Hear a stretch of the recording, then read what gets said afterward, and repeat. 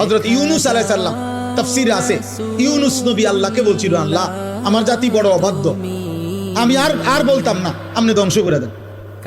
তখন তাফসীর আছে ইউনূস আলাইহিস সালামকে আল্লাহ বলছিলেন, ওই যে এখানে একটা লোক মাটি দিয়া মাটির পাত্র বানাইছে অনেকগুলো, তুমি একটু তার কাছে যাও তো। কুমার আর কি, কুমার। ইউনূস আলাইহিস সালাম ওই লোকটার কাছে গেছেন। তা আল্লাহ বলছেন, ইউনূস ওই বেটারে শুধু একটা কথা বলো, যে সে যে এই মাটি দিয়ে মাটির পাতিল বানাইছে, এরকম তার হাতের বানানো একটি মাটির পাতিল ভেঙে ফেলতে বলো, তারে ভাঙ্গে লাইতে।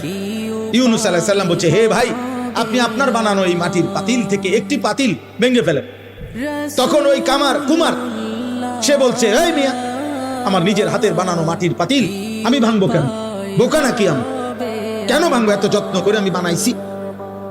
আল্লাহর কসম, ইউনূস আলাইহিস সালামকে আল্লাহ তাআলা তখন ডাক দিয়ে বললেন, ইউনূস, মাটির পাতিল যে বানায়, এমন এক মানুষ যদি এক সাধারণ মাটির পাতিল নিজের হাতে বানানো ভাঙতে না চায়, আমি যারে মায়ের পেটে 9 মাস রেখে নিজের হাতে সাজাইছিলাম, আমার দেওয়া চোখ নাক কান দিয়ে আমি বানাইছি যারে, আমার সেই বান্দাকে আমি কেমনে জাহান্নাম আমি ধ্বংস করে দেব কেন? ও যদি তার মাটির পাতিল ভাঙতে না চায়, আমি আমার এমন যত্নে গড়া বান্দাকে জাহান্নাম দেব কেন? ধ্বংস করে দেব কেন? আমি অপেক্ষায় থাকি মাফ করতে।